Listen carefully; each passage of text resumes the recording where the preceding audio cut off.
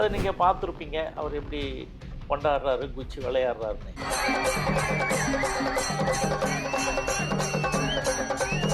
Holidays-nale, adu namma GT Holidays da. GT Holidays, South India's #1 travel brand. You know you are special when you're with GT Holidays. மூச்சு திணறல், மூச்சு இழைப்பு, குரட்டையால் அவதியா? நுரையீரலை ஆரோக்கியமானதாக்கி எளிதாக சுவாசித்திடுங்கள். தங்கம் 24x7 asthma சிகிச்சை நாமக்கல் மற்றும் Kanpur. Low interest, flexible repayment, minimal documentation. Repco Home Loans. Your journey to home ownership is just a step away. அவருக்கு எதை பற்றியும் கவலை இல்லை. சுசீலா எப்படி ஆட்டி வைக்கிறாங்களோ அப்படி தான் ஆட போகிறாரு. அன்புமணி பேர் போட்டு எல்லாரும் பேர் தான் போட்டிருக்காங்க, யாரும் வரலையே. ஒவ்வொரு ஆண்டும் அவருடைய தைலாபுரம் தோட்டத்தில் அடிக்கடி சொல்லுவேன், கூத்தாடி மகன், அவருக்கு நல்ல கூத்தலாம் ஆட தெரியும், பேசவும் தெரியும் அப்படின்னு. நீ ஏன் சித்தி சொன்ன பேச்சு கேட்க மாட்டேற? இல்லை, நீ ஏன் அப்படி போய் பார்த்துன்னா உனக்குன்னா அவ்வளோ கௌரவ குறைச்சல்? போய் பாடுறா, எனக்கு 2வது பொண்டாட்டி தானே, நீ போய் பாரு. அதுதான் இவர் உயிரோட நலத்தோடு இருக்கணும்னா யார் பார்க்கணும்? புள்ள பார்க்கணும். பெத்த புள்ள பார்க்கறது இல்லை.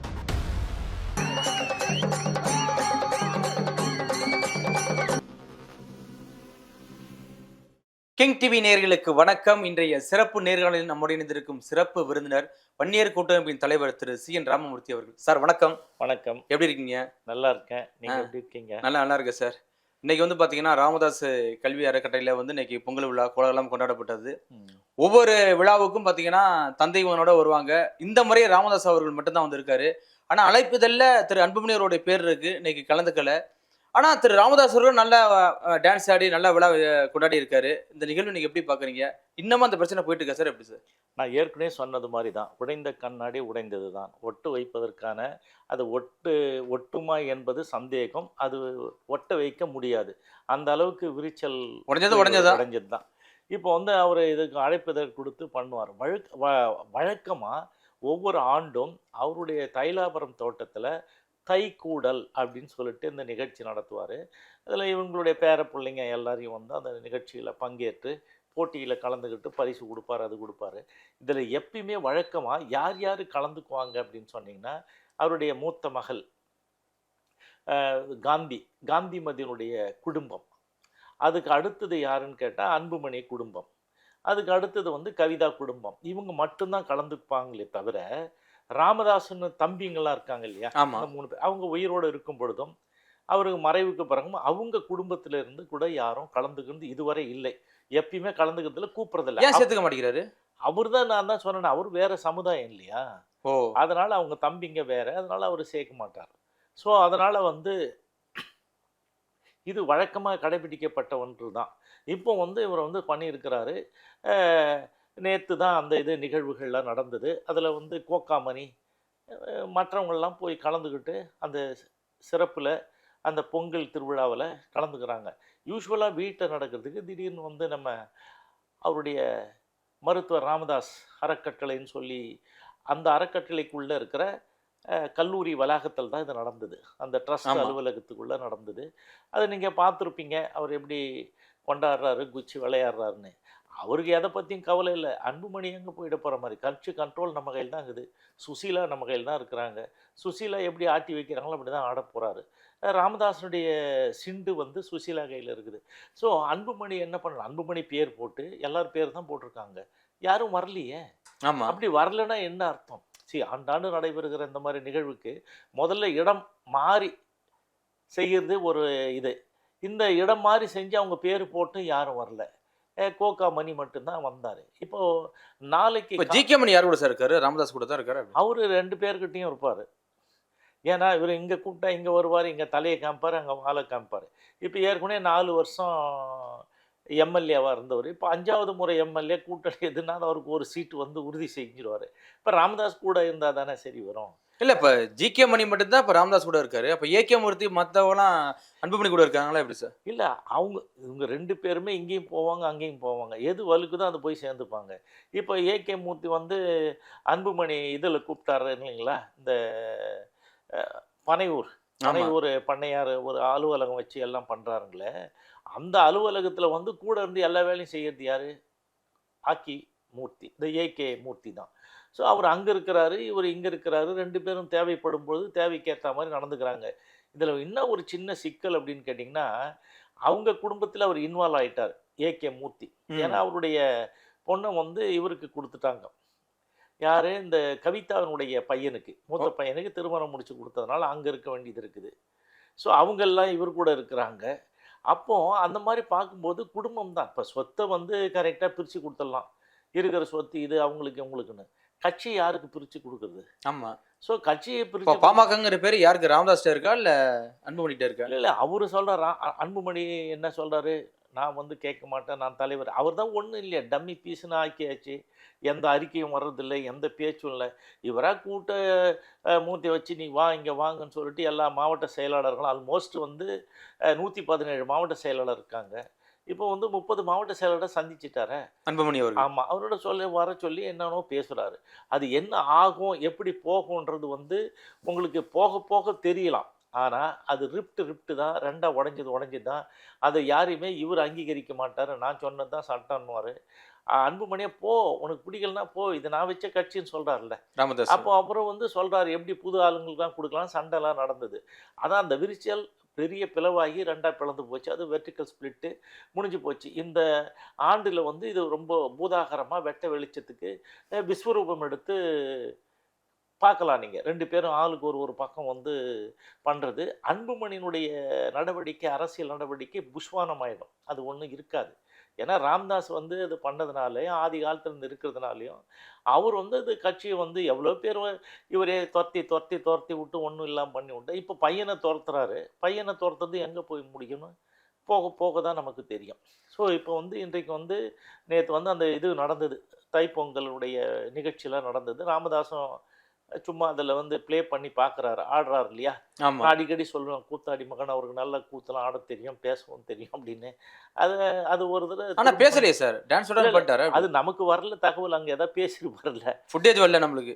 ஃபுட்டேஜ் கிடைக்கல. இங்கே என்ன பேசுனாங்கன்னா மற்றதெல்லாம் டான்ஸ் ஆடுறதெல்லாம் இருக்குது இல்லை. அந்த பத்திரிகை இன்விடேஷனில் நீங்கள் பார்த்தீங்கன்னா எல்லாருடைய பேரும் தான் இருக்குது. சரி, சௌமியா பேர் மட்டும்தான் இல்லை, மீதி பேரெல்லாம் இருக்குது. யாரும் வரலையே, அங்கே வந்து கலந்துக்கல. ஸோ இப்போ அடுத்ததுன்னா இந்த நிகழ்வு முடியுது. அவருக்கு வந்து அடுத்தது என்ன பண்ணுறாரு? அடுத்தது வந்து நாளைக்கு வந்து சுசீலாவினுடைய பிறந்த நாள். சுசீலா பிறந்த நாளுக்கு இங்கே ஏற்கனவே சொல்லிட்டார் ஏகே மூர்த்திக்கிட்ட, அப்பா கேக்கெல்லாம் பர்த்டே கேக் எடுத்து நாங்கள் வந்துருன்ட்டார். இவரும் வந்து இங்கே முடிச்சுட்டு நேராக சுசீலா வீட்டில் தான் இருப்பார். இவங்க இதுக்கும் வந்து அவர் பேர் என்ன, கோகாமணி அங்கே வந்துடுவார். ஸோ சுசீலா வீட்டில் தான் சுசீலாவுடைய பிறந்த நாளை வந்து ராமதாஸ் அங்கே போய் கொண்டாடுறாரு. அதுக்கான ஏற்பாடுகள்லாம் கொண்டாடுறாங்களா? ஆமாம், வருஷம் கொண்டாடுவாங்க. இப்போ தான் நாம் இதை பற்றி பேசுவோம், நம்ம புதுசாக தெரிஞ்சுக்கிட்டு இது இப்படிலாம் நடக்குதான்னு வியந்து பார்க்குறோம். ஒரு ஃபேமிலி இருக்குது அப்படிங்கிறதே இப்போ தான் தெரிய வருது. ஆமாம், அப்படி அவருக்கு தெரிய வருது. இல்லை, அவங்க தானே கட்சியை நடத்துகிறாங்க. இந்த அம்மா வந்து இப்போ நீங்கள் ஏற்கலாம் கூட பார்த்துருப்பீங்க. இவர் இந்த பக்கம் இருக்கிறாரு, அந்த அம்மா அந்த பக்கம் இருக்குது, சரஸ்வதி. அவங்களுக்கு வந்து நினைவு தப்பி போச்சு. ஸோ எதுவுமே தெரியல. பட் இருந்தாலும் அவங்கள வந்து ஏதோ இந்த சாப்பாடு கொடுத்து இப்போ பேசினா யாராவது பார்த்து சொன்னால் எதாவது கேட்பாங்க. அப்புறம் அவங்களுக்கு தெரியறதில்ல. ஸோ அதனால் அவங்க வந்து அவங்க என்ன பண்ணுவாங்க? ஒன்றும் பண்ண முடியாது. கேட்குறதுக்கும் சொல்கிறதுக்கும் வந்து அவங்களுக்கு இயலாத ஒரு சூழ்நிலையில் மருத்துவ இதனால் அப்படி இருக்கிறாங்க. இல்லை, ஒரு உடல்நிலை சரியில்லாதனால இப்போ திரு சுசீலா அவர்கள் வந்து முன்னிலைப்படுத்த நினைக்கிறார் ராமதாஸ். எப்படி சார்? இல்லை, அவர் ஏற்கனவே முன்னிலை தான். நம்ம வெளிச்சத்துக்கு வரல, லைம் லைட்டுக்கு வரலையே தவிர மீதியெல்லாம் அவங்க தானே பண்ணுறாங்க. சரி, இப்போ ஹாஸ்பிட்டல் இவர் எவ்வளோ தூரம் எத்தனை தடவை போனார், ஹாஸ்பிட்டல் போனார், ஒரு தடவையாவது அவங்க வந்திருப்பாங்களா? எல்லாம் இவங்க தான் போய் அப்போல்லோ ஹாஸ்பிட்டல்லாம் கூட இருந்து பார்த்துக்கிட்டு இதெல்லாம் பண்ணது. சரி, ஏதாவது வந்து சண்டை போட்டாங்கன்னு வச்சுங்களேன், ஏதாவது ஒரு சின்னது சண்டை வந்து தான் அந்த கல்டன் இது வர்றதுக்கு முன்னாடி இல்லை, அது ஹோட்டல் வந்து ஆகி ஃபங்க்ஷன் ஆன காலத்துலேருந்து 1 மாதம் 20 நாள் இங்கே தான் கோச்சிங்கன்னு வந்துட்டார். அதை கோச்சிட்டு வந்து கல்டன் இதில் தானே இருந்தார், ஹோட்டல் தானே. அங்கே சுசீலா அவங்க தானே இருந்தது. அவங்க குடும்பத்தெல்லாம் கூப்பிட்டு வந்து இவர் இதெல்லாம் போய் பார்த்து அப்புறம் வந்து அந்த இவருக்கு அன்புமணிக்கு அவருக்கு ஏற்பட்ட சண்டையை கொஞ்சம் அவங்க என்னென்னா ஒரே ஒரு வார்த்தை, ராமதாஸுக்கு ஏன் அன்புமணியை பிடிக்கலன்னா, நீ பெத்த பிள்ளையாக இருந்தாலும் சரி, வேறு எதுவாக இருந்தாலும் சரி, ஏன்னா நீ வந்து உன் சித்தியை நீ மரியாதை பண்ணு, சித்தி கூட போய் பேசு, சித்தி தானே இதெல்லாம் பண்ணுறாங்க, இவ்வளோ வேலை செய்கிறாங்களே, நீ ஏன் சித்தியை சொன்ன பேச்சை கேட்க மாட்டேற? இல்லை, நீ ஏன் அப்படி போய் பார்த்துன்னா உனக்குன்னா அவ்வளோ கௌரவ குறைச்சல், போய் பாடுறா, எனக்கு 2வது பொண்டாட்டி தானே, நீ போய் பாரு. அதுதான் இவர் வந்து அந்த ஒரு டிமாண்ட் தான். இப்போ வந்து என்னாச்சுன்னா, நீங்க வந்து இப்போ பண்ண தப்புக்கெல்லாம் நாங்க என்ன இது தப்பு என்ன தப்பு? அது ஆதி காலத்துலேருந்து இருக்கிறாங்க இல்லையா? ஆமா. நீ பொறக்கறதுக்கு முன்னாடிலேருந்து இருக்கிறாங்க. அப்புறம் அது மாரி வரும்போது அவங்கள நீ அனுசரிச்சு போப்பா அப்படின்னு சொல்றாரு. அதுதான். அது அது இல்ல அனுசரிச்சு அந்த பிரச்சனை வந்து இப்பதான் ரீசெண்டா வந்ததா இல்ல எப்படி சார் முன்னாடில இருந்து இருக்கா? முன்னாடி இருந்து தெரியும் உங்களுக்கு. அது வந்து பத்திரிக்கைலாம் வெளிய வரல. இப்போ உங்க கட்சிக்கு வந்த உடனே பூதாகரமா நடவடிக்கை யார் பண்றாங்க? இப்ப மத்திய மந்திரி அந்த மாரி எந்த காலத்துலயும் தின் அட்டெண்டன்ஸு ஊர் சுத்தின்னு இருப்பா மாரி எத பத்தியும் கவலை கிடையாது. அவ்வளோதான். இப்போ வந்து கட்சியில வந்தோனே ஏதாவது வளர்க்கணும், போகணும், கமிட் ஆகுறாங்களா, பிரஸ்ல கேள்வி கேட்டா பதில் சொல்லணும். அப்படிலாம் சொல்லும்போது, இவனுக்கு என்ன கால கட்டி போட்டா மாரி இல்ல. ஆமா. இவன வந்து இதுக்கு லாக் பண்ணா மாரி அவருடைய மவுத்த இது வந்து இது பண்ணிட்டா மாரி தானே இருக்குது. கண்டிப்பா. அப்போ அந்த மாரி இருக்கும்போது அவர் என்ன லாக்கிங் இஸ் ஹார்ன் அப்படி வந்து பார்த்தீங்கன்னா, அன்புமணி எதுவும் பேச முடியாது. சும்மா ஏதோ வந்து அதிரடியா ஏதோ பேசுறா மாரி சொல்றதெல்லாம் இருக்குதுல்ல. அதுக்கு இதுக்கப்புறம் எங்க சொன்னா யார் கேட்க போறாங்க? யாரும் வரமாட்டாங்க. ஸோ, இது இப்போ வந்து வெட்ட வெளிச்சமாயிடுது. ரொம்ப தெளிவாயிடுது. இந்த பாமகக்காரங்களுக்கும் கரெக்ட்டா தெரிஞ்சு போச்சு. இதுக்கப்புறம் இந்த இங்க இங்க போறதா, அங்க போறதான்னு. ஸோ, சென்னைக்கு வரணும்னா ராமதாஸ தாண்டி தான் வரணும். பெரும்பாலும் அந்த இதில இருக்கிற ஆமா, நிர்வாகிகள் ஆமா. அத சுத்தி இருக்கிறாங்க. கொஞ்சம் பாமக இருக்குது. ஒண்ணுமே இல்லாத கழுத தெரிஞ்சு கட்டெரும்பாச்சு ஒண்ணும் இல்லாத தேட வேண்டிய நிலையில இருந்தாலும், அந்த நிர்வாகிகள்னு கொஞ்சம் பேர் இருப்பாங்கல்ல. சரி இத வச்சு நம்ம எம்எல்ஏ வாங்கலாம். இத வச்சு நம்ம ஊராட்சி மன்ற தலைவரு அந்த மாரி ஏதாவது சேர்மன், கியர்மனுக்கு, மெம்பருக்கு, கவுன்சிலருக்கு போட்டியிடலான்னு ஒரு இதில இருப்பாங்கல்ல. அவங்களெல்லாம் அவர் தான் வச்சிருப்பாரு. ஸோ இப்போ கூட இந்த இவர்லாம் இருக்கிறாரு. யாரு நம்ம அருள்மொழி. அருள்மொழிலாம் என்ன பண்றாரு? ஒண்ணுமே இல்லையே. எந்த இதுக்கும் கூப்பிடுறதில்ல. அவரும் வயசாயிடுச்சு. இவரும் இருந்தாரு. நம்ம தீரன். தீரனும் ஒண்ணும் இல்ல. 2 பேரும் வாய் செத்த பூச்சிங்களா இருக்காங்க. புள்ள பூச்சி மாரி அமைதியா இருந்துட்டு போக வேண்டியது தான். அவங்களால பண்ண முடியல. இப்ப என்ன புதுசா ஒரு தலைவர வந்து இவங்க தயார் பண்ணின்னுருக்கிறாங்க. யாருன்னு கேட்டா, மாகா ஸ்டாலின்னு ஒருத்தர். யார் சார் அவரு? கும்பகோணம். இப்போ வந்து அவரு சேர்மனா இருக்கிறாரு.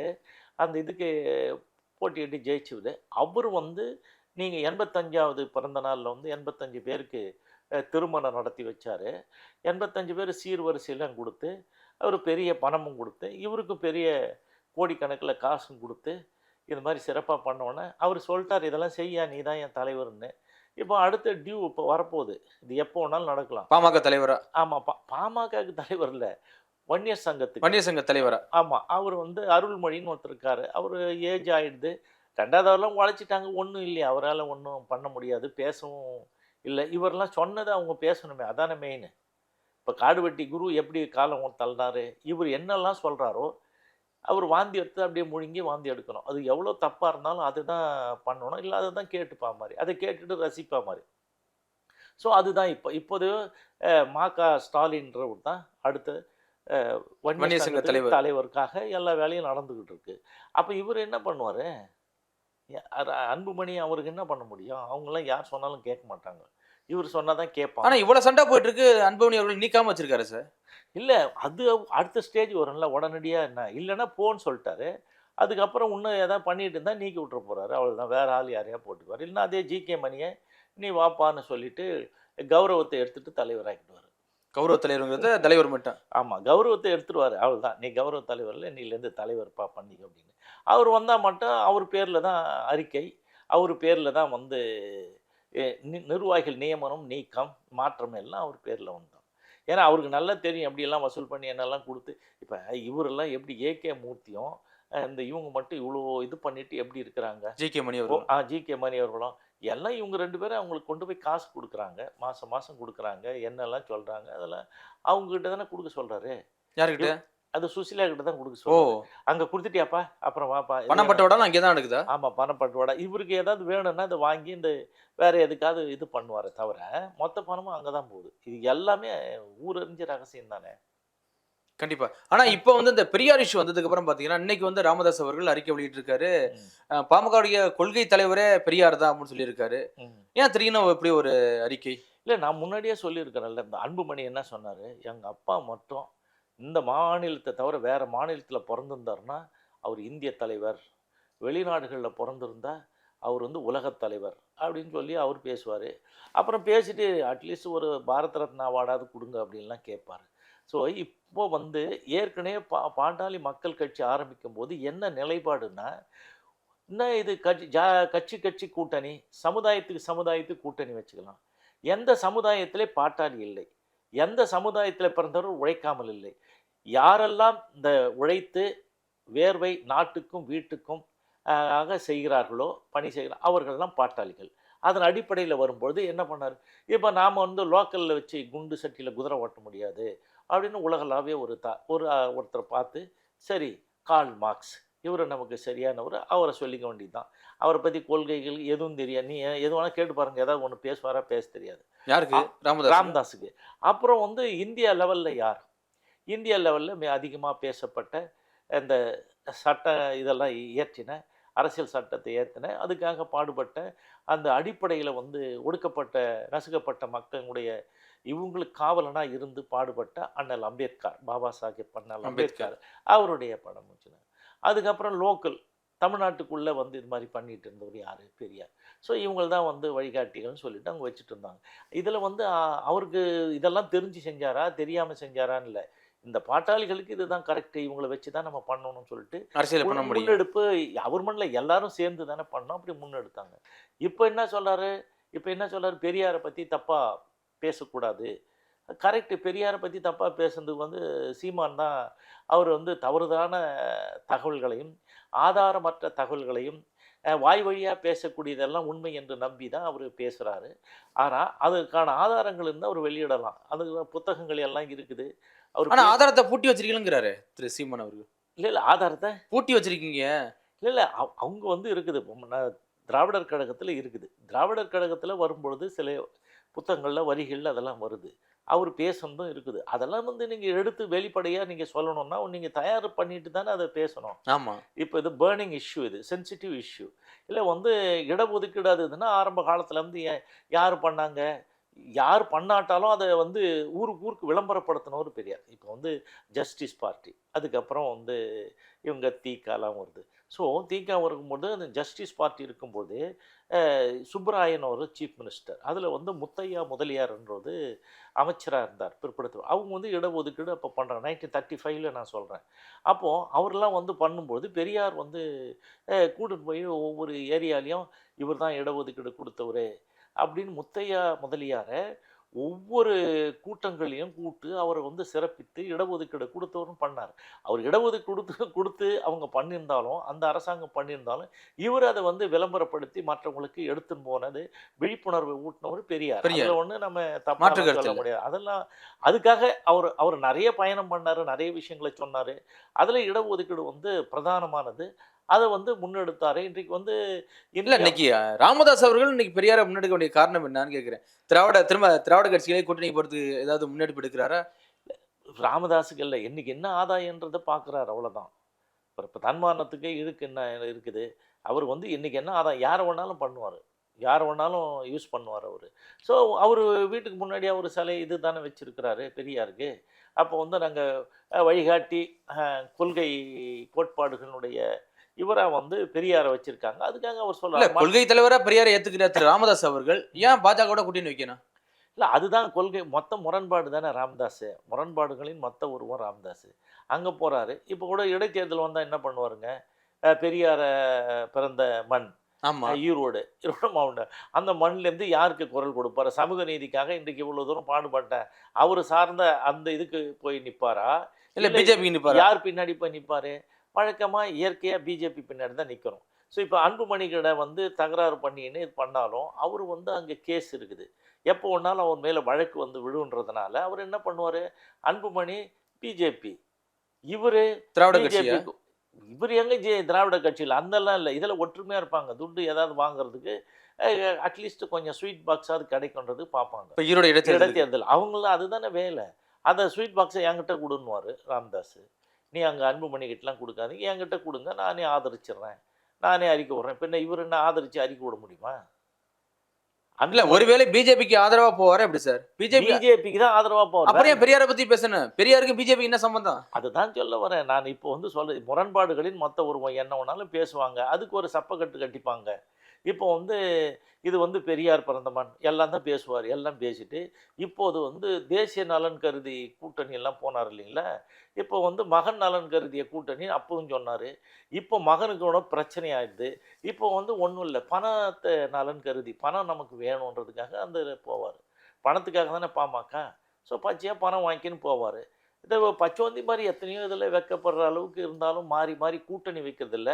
ராமதாஸ் மிஞ்சறதுக்கு யார் இருக்காங்க? இப்பவும் சொல்கிறேங்க, பிஜேபி தான் ஆதரிப்பார். பிஜேபி நின்றுதுன்னா பிஜேபி கூட்டணி தான். அவர் போய் பிரச்சாரம் கூட பண்ணுவார். இல்லை, நான் கேள்விப்பட்ட வரைக்கும் அந்த கூட்டணி விவகாரத்தில் தான் ராமதாஸ் அவர்களுக்கும் அன்புமணி அவர்களும் பிரச்சனை வந்துச்சு. ராமதாஸ் அவர்கள் திராவிட கட்சியில் அதிமுக கூட்டணி போகணும்னு சொன்னார். கூட்டணி ஒரு பக்கம் இருந்தாலும் பண வரவு செலவு, நான் தான் சொன்னேன், சொத்தை பிரித்து கொடுத்துட்டீங்க. கட்சி யாருக்கு கொடுக்கும்போது பிரச்சனை வருது. கட்சியினுடைய பங்களிப்பு எந்த அதிகமாக இருக்குதுன்னு சுசீலா கேட்குறாங்க. அதனால் சுசீலாவினுடைய டே டு டே அஃபேர்ஸு இதெல்லாம் யார் பார்க்குறது? ராமதாஸனுடைய டே டு டே அஃபேர்ஸ்லாம் பாரு, இவர் எங்கே இங்கே இருக்கிறாரு, அவர் யார் பார்த்துக்கிறது இல்லைங்களா? அவருக்கு பார்த்துக்கணும், இதெல்லாம் செய்யணும், உடல்நலம் இதெல்லாம் பார்த்துட்டு வர்றது இல்லையா? அவங்க வீட்டில் யாரும் போகிறது இல்லையே. இப்போ சௌமியாவும் போகிறதில்ல, அவங்க பசங்களும் போகிறதில்ல, யாரும் போகிறதில்ல. எனக்காவது ஒரு நாளைக்கு போனோம்னா போய் எனக்கு என்ன கொடுக்குற, சொத்தை கொடு, அதை கொடு, இதை கொடுன்னு கேட்கறதுக்கு தானே போகிறாங்க. எனக்கு பங்கு எங்கே வாங்குறது, எங்கே போனது எங்கன்னு. அதை தவிர்த்து வேறு எதுவும் பேசுறது இல்லையா? இவர் எந்த அளவுக்கு நிலவரம் இருந்ததுன்னா பையன் வந்தானே ஏதாவது கொடுத்துட்டு போனான்னு தானே கேட்குறாரு. இப்போ இதுங்கிட்ட சரஸ்வதி கிட்ட அவங்களுக்கே பேச முடியல, ஒன்றும் தெரியல, சிரமத்தில் இருக்காங்க. பையன் வந்தானே என்ன சொல்லிட்டு போனால், எங்கே கொடுத்து போனால், இவர் தான் பேச்சுவார்த்தை இல்லை, வீட்டு உள்ளே இருந்தால் கூட பார்க்குறது இல்லையா? சரி, அன்றைக்கி ஒரு குழு மாதிரி சமாதான குழுலாம் போட்டு 4 பேர் போகும்போதே சும்மா கூட்டு போய் உட்கார வச்சாங்க. இவர் ஒரு பக்கம் பார்த்துன்னுக்கிறாரு, அவர் ஒரு பக்கம் பார்த்துக்கிறாரு. இவங்க மூஞ்சி 2 பேரும் பார்த்துக்கவே இல்லையே. இது எங்கே போய் முடியும்? ஏன்னா ஒன்றா உட்காந்து சாப்பிட்டோம், இது எங்களுடைய கட்சி. ஏங்க சாப்பிடும்போது எல்லாருக்கும் ஒரே டேபிளில் போடுவாங்க, உட்காந்து சாப்பிட போகிறேன். அப்போ நான் பேசினாரா? நான் கேட்குறேன், பேசினாரா அவர்கிட்ட? அந்த வீடியோ வெளில இல்லை, வீடியோவில் பேசலையே, எதுவும் பேசலை, இதுவரையிலும் பேசலை. இந்த யாராவது ஜிகே மணி கிட்ட சொல்லி ஏதாவது சொல்லுவாங்க, அவ்வளோதான். ஜிகே மணிக்கு என்னென்ன வேலை கொடுப்பாரோ ராமதாஸ் தான் கொடுப்பார். இந்த வேலை செய்ய அந்த அதை தான் அவர் செய்வார். உச்சக்கட்ட சண்டையாக போயிட்டு இருக்கு அப்படி சார்? ஆமாம், உச்சக்கட்ட சண்டை தான். அதுதான் இந்த பக்கம் அந்த பக்கம் இருக்கிறாங்களே. இப்போ அதாவது நான் ஒன்று சுருக்கமாக சொல்லணும்னா, ராமதாஸ் இடம் வலம் வந்தால் இவர் அன்புமணி வலப்பக்கம் வருவார். இவர் இடம் வந்தார், அவர் வலம் வருவார். அவர் வலது பக்கம் வந்தால் இவர் இடது பக்கம் போவார். இவருக்கு ஆப்போசிட்டாக தான் அவர் இருப்பார். இதுதான் உண்மை. 2 பேரும் அடிச்சுக்கிறமா அடிச்சு யாரை போய் பார்த்து இந்த சண்டைக்கு ஒரே ஆள் தான் காரணம். ஒரே ஆள் தான் காரணம். ஆமாம், கட்சி நிர்வாகம் பண்ணுற சுசீலா தான் காரணம். சுசீலா இவரை யார் பார்த்துக்கிறாங்க? இப்போ ஹெல்த் மெயின் இல்லை. ஆமாம், கரெக்டு தான். கடைசி காலத்தில் யார் பார்த்துக்கிறாங்க? சித்திரம் எழுத முடியும். இவர் உயிரோட நலத்தோடு இருக்கணும்னா யார் பார்க்கணும்? புள்ள பார்க்கணும். பெத்த புள்ள பார்க்கறது இல்லை. அவங்க மாமியார் யாரும் பார்க்கறதில்ல. அந்த அம்மா உடல்நிலை சரியில்லாமல் அவங்க படுத்த படுக்கையாக சும்மா அப்படியே ஒரு மாதிரி தூக்கிட்டு நடைபெற மாதிரி தான் இருக்கிறாங்க. அவங்கள உட்கார வச்சுட்டு பக்கத்தில் பார்க்குறாங்க. நீங்களும் நிறைய வீடியோக்களில் பார்ப்பீங்க. அங்கே போய் காலில் ஊந்து அந்த அம்மா காலெல்லாம் ஊந்து கும்புறாங்க. அவங்களுக்கு ஒரு சின்ன இது கூட இல்லை, என்னன்னே தெரியல. நினைவாற்றலே தெரியல. ஆமாம், என்னன்னே தெரியல. இவர் இது பண்ணான்னா சும்மா ஏதாவது பார்ப்பார், இப்படி அது கூட கிடையாது அந்த அம்மா. ஸோ அந்த நிலைமையில் இருக்கும் பொழுது இவரை பார்த்துக்கிறது யார்? அதுதான் முகுந்தன் இப்போ கூட பார்த்துட்டு போகிறான். யாரை? ராமதாஸை போய் வீட்டில் போய் பார்த்துட்டு தானே வந்திருக்கிறான். முகுந்தன் அவங்க தயாராகிட்டு இருக்கான். இப்போ என்ன மாதிரி ஆயுதத்தை வீசுவாங்க அப்படின்றது போக போக தெரிய வரும். முகுந்தன் என்ற ஆயுதம் அன்புமணியை க்ளோஸ் பண்ணுதா அரசியல் ரீதியாக? இல்லை, இவர் சொல்கிறத வச்சு இவர் தான் பண்ணுறாரு, இவர் தான் பாதுகாப்பாக வச்சுக்கிறாரு, எல்லாம் தான் இருக்குது. இவருக்கு என்ன இருக்குது? சரி, இப்போ அன்புமணிக்கே 5-3 அடுக்காக இருந்தால் அரியா பொண்ணும் கறி சமைப்பான். இப்போ பணம் பிரச்சனை கிடையாது. அந்த நிர்வாகி 4 பேர் சொன்னால் செய்யறதுக்கு இருக்குது. இவன் ஏற்கனவே ப்ரெஸ்ஸில் பேச தெரியாட்டாலும் எந்த கேள்வி எதிர்கொள்ள தெரியாட்டாலும் எதாவது கூட்டா வராங்கன்ற அளவுக்கு இருக்குது. ஸோ அதை வச்சு அவர் பார்ப்பார். இவர் எல்லாத்தையும் பார்த்தாலும் என்ன சொல்லுது, பழம் தின்னு கொட்டை போட்ட ஆசாமி ராமதாஸ். அவர் எல்லா அரசியல்வாதியும் பார்ப்பார். பையனை பார்க்குறது என்ன ஆக போகுது? நசுக்கி எடுத்துருவார் அரசியல் ரீதியாக. சொன்னால் கேடு, இல்லைனா போய்கிட்டே இரு. அப்போ சொன்னது தான் இப்போ ஒன்றுவார். அவர்கிட்ட அந்த பஞ்சாயத்துலாம் நடக்காது. தான் என்ற ஆதிக்கம், தான் என்ற அந்த இது இருக்கிறது ராமதாஸுக்கு அதிகம். அவர் அதை தான் செய்வார். கண்டிப்பா சார், பொறுத்திருந்து பாப்போம் என்ன நடக்குதுன்னு. மிக்க நன்றி சார். ஹாலிடேஸ்னாலே அது நம்ம ஜிடி ஹாலிடேஸ் தான். GT holidays, South India's #1 travel brand. You know you are special when you're with GT Holidays. மூச்சு திணறல், மூச்சு இழைப்பு, குரட்டையால் அவதியா? நுரையீரலை ஆரோக்கியமானதாக்கி எளிதாக சுவாசித்திடுங்கள். தங்கம் 24x7 ஆஸ்துமா சிகிச்சை நாமக்கல் மற்றும் Kanpur. Low interest, flexible repayment, minimal documentation. Repco Home Loans. Your journey to home ownership is just a step away.